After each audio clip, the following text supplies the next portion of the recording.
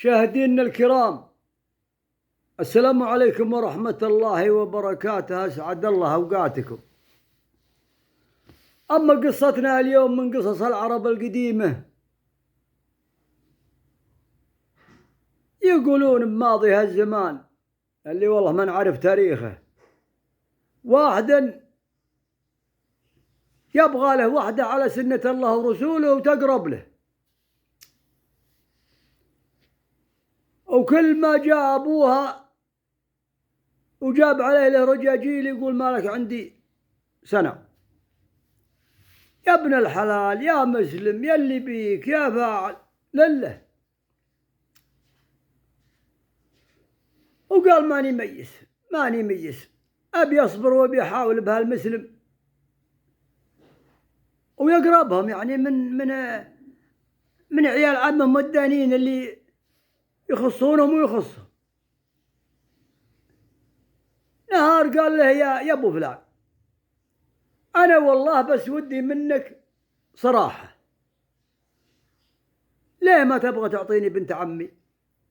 وش هو العذروبة اللي بي مشان اقنع منك؟ قال ابوك شوف ناقلا عليها، ابوك طلبت اختك فلانة وحسدني اياها، وانا اليوم ما ودي ارد الجزء لكم. قال يا ابن الحلال يا ابن الاجواء، عمتي فلانة امي ما جابتني يوم السوالفها، ما لي ذنب بالطلابة هذه يا مسلم. قال لا ابوك، انا اريد ازعل ابوك.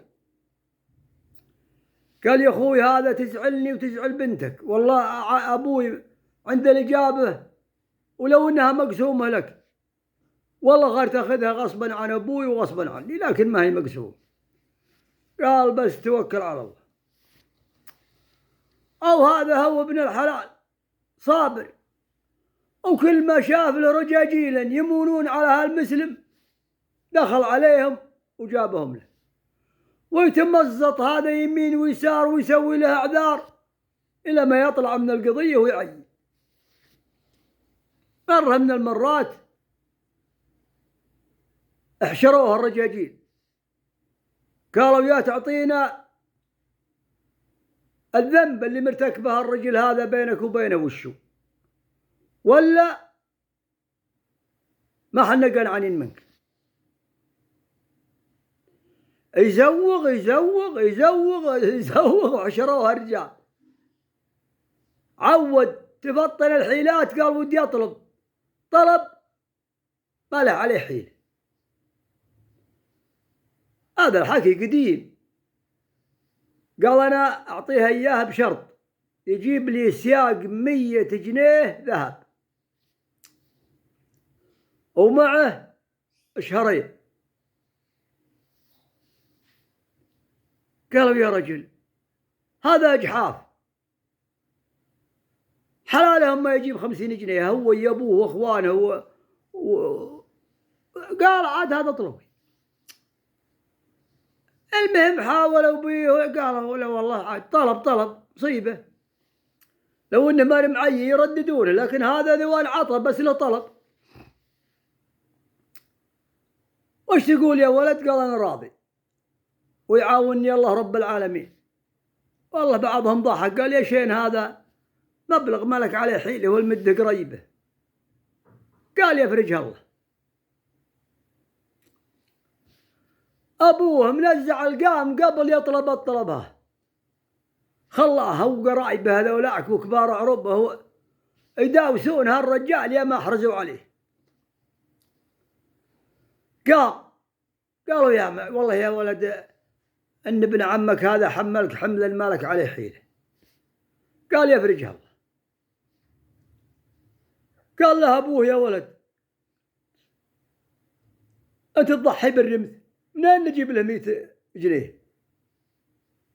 يمكن البعير هك الحين بجنيه والله قلب. قال يا يبا يفرجها الله. هو يركب ذنوله وهو يهيم على وجهه، والله ما يدري هو مشرق ولا مغرب. اما يدور له اما يسرقها، اما يغزي له مع ناسك. الحين في غزوات وفي كسبات وفي هو يلاقي هاك العيال الركايب 3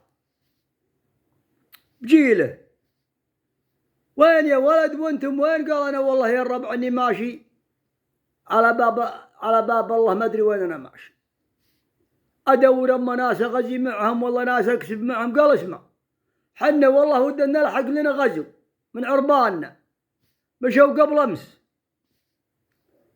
وامش معنا يا رجل عسى الله يجيب رزقك وتاخذ قسمك مع هالجوي. قال بسم الله، ما هو منهم ولا هو من عربانهم، بس جمعهم هالطريق، اما يعرفون قبيلته وهو يعرف قبيلته. ماروهم يهفونهن بثر القومان. ثاني يوم هم لاحقينهم، ولا والله عربان وجموعا ما لها حد الغزوها. قال الحين نروح وانت معنا على كبير القوم ونعلمه بنفسنا ان لحقنا، من شان ان الله رزقنا بشيء يصير لنا قسم، وانت نعلم نقول هذا خوينا وجمعنا احنا وياه الدرب وترزق الله معنا. قالوا ما يخاف. وصلوا كبير القوم علمه وقال رزقنا او رزقكم على الله كلكم، رزقهم ورزقهم على الله، هم ودهم ينهبون لهم مسلمين مثلهم. لا اله الا الله. لكن الحمد لله اللي دخلنا بالامان والطمان والاسلام الصحيح، والله قبل نهيبه كنا ننهب خويه. والله يرحم عبد العزيز بن سعود،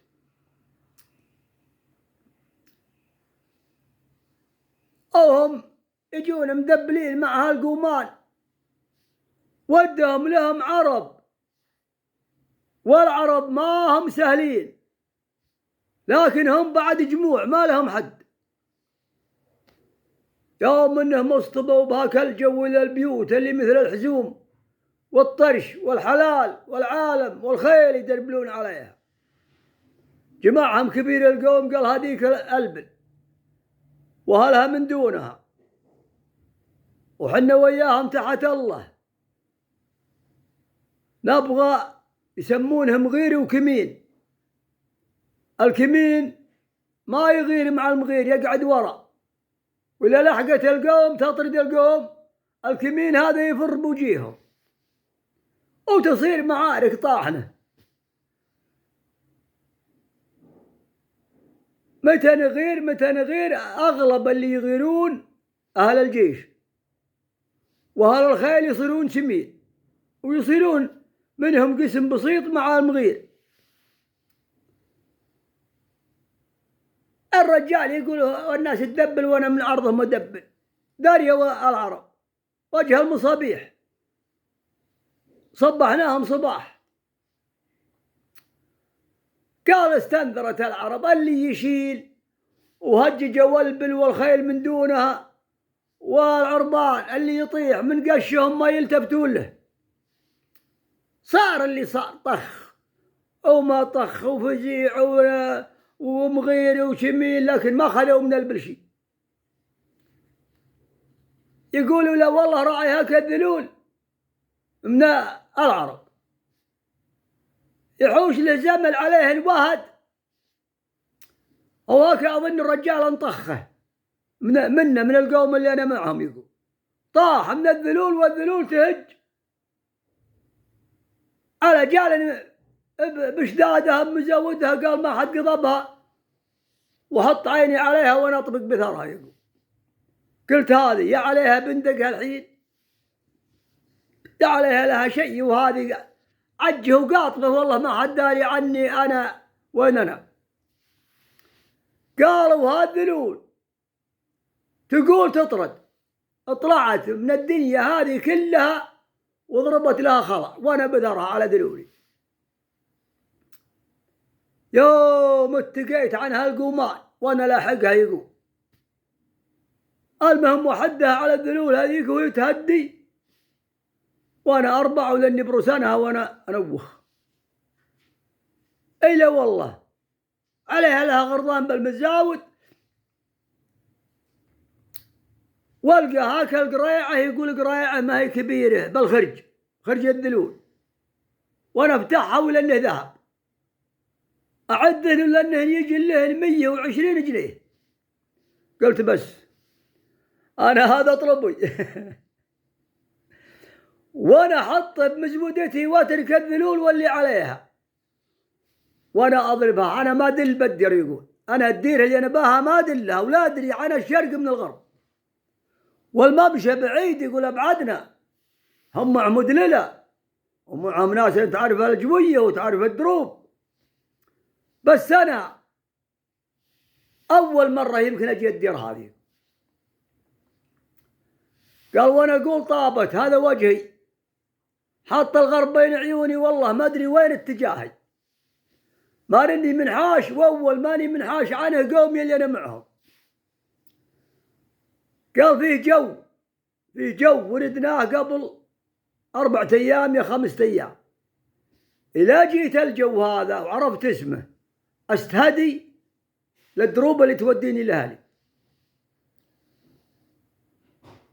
قلت مالي غير انشد عن الجو وين هو، واستاصله من عرب، والله من راعي ابل، يوم غابت الشمس إلا والله راعي البلها وين هو، أشوفه بالدربيل، لكن بعيد عن العربان اللي صار بيننا وبينهم كونه. وانا طب وسلم يا ولد. قال انا والله طرقي ولاد البديره هذه بتواقف انا وياه، انا ذهاب ما معي. لقيت بخريج الذلول حقته الرجال المنحاشه هذه صريره تمر، يعني تسوسها تمضيني لي 2 3 أيام. قال والله يا اخويا الجو وين انت ضاربا، يقول شانك عن الجو ولا انت بديرة الجو. قال وين؟ قال الجو ودك تمشي ايمن الجدي يعتبر شمال، ايمن الجدي لك 3 أيام وانت على وجهك، وحط الجدي على حجاجك الايسر وشمل اسال اي رايب اللي يلاقيك، اي عرب يلاقونك عن الجو، وان شاء الله انك تجي. اما انت ذوان مشرق والجو مغرب، ما هو حولك ولا تديرتك. قال جزاك الله خير، وانا اتعدى وليلي ليل سراي مثل ما قال لي مشمل. يوم اني تعبت من المسرى وانا احط راسي وانام عقل دلولي وانا انام. انا ذوان كان الله فكني ما حد ذبحني عليهن، سلمت وجبتها مطلوب، لكن ماني مرهي على السلام الى الحين. يقولوا يوم اني اصبحت ولاني ببلاد خلو اشوف لي طشيش طرش ابل مني وشمال وبعيد بالدربيل اشوفها. المهم يوم جاب حي وانا غاشن اهل البيت، سلام عليك السلام يا عيال، انا رجال غريب وعارف الديره ودي الجو الفلاني. قالوا ابدا بوجهك، لا تروح لا يمين ولا يسار، على وجهك وبوجهي ونهاري وليلي، يا من يتعب من المسرى ثم عقل ذلولي وانا. وثالث يوم من مهجي يقول يا رابع يوم وانا ابدا حول الجو وينطحوني على كلب الواسع. قالوا هذا حنا مصدرين النهره ورانا. ورد والقى لي هكا الجلد مدري وش وربطه بشماغي وحبيلات معي واسقي دلولي وعبي قربتي. دني ذوان يوم دليت الارض عرفت دربنا اللي جينا معها الحين، انا وقومي اللي انا معهم. هالاجواد صاروا لي عرضة خير وانا اقبع. رابع يوم من الجو المها، يا 5 يوم وانا طاب بديار اهلي، لكن هجيجه الذلول هجيجه ليل ونهار، وانا طب على اهلي ويوم مني تريحت أخذت لي يومين أو 3 واروح الكبير جاهتي قال يا ابو فلان انا جبت طلب فلان. قال ما شاء الله منين جبته؟ قال والله رحت لبغداد تاجر بيني وبينه معرفه ودخلت عليه واقرضني اياها. والله قال لا رحت لبغداد وذاني بدينة بغداد، هم من بدوان العراق وسوريا. قال ما يخالف الليله نجمع الربع ونروح عليه. غيبتي كلها ما تجي لها 20 يوم بين ادوجتي الاول وبين مغزاي وبين كلها. سبحان الله الله يسرها برمشة عين. يقول ما بحر غير وهالرجاجيل جايينه انجهر هو او على باله ان الطلب هذا ما يجي خير شر ويسلم مني. ابو فلان قال نعم. قال ابن اخيك جاب طلبك وش تقول؟ عادك الحين البدو والعرب كلها شهود وقراية الفاتحة مطبهم ما يوخرونها الباشر. قالوا لا يوم قام يزوق قالوا ما في يتزوق. انت طلبت على الرجل طلب معجز باع عمره يا ما جابه. تساوت الحياة والموت عنده والحين تزوق. والله ان ما وفيت معنا انك ما تقعد وسط عربنا غير نجنيك. يا قام يزوقك الحين اللي يطلع من العرب حظ ردي يوخذ والله يصير به بلا من الذله مثل همدين على بعضهم ويكتبها الله له ويعطيه ميته ويعقد له عليها ثاني يوم اخذها على ذلوله وروح لاهله. وهذا شوف حكمة الله بيوم وليلة سهل الله أمره. وش دراه أنه وده يروح يغزي؟ وش دراه أنه يلقى الذلول المنحاشة؟ لكن حكمة الله. الرجال يوم قاموا يضحكون قالوا منين بدك تجيب؟ قال يجيبهن الله ما هو أنا. فعلا جابهن الله.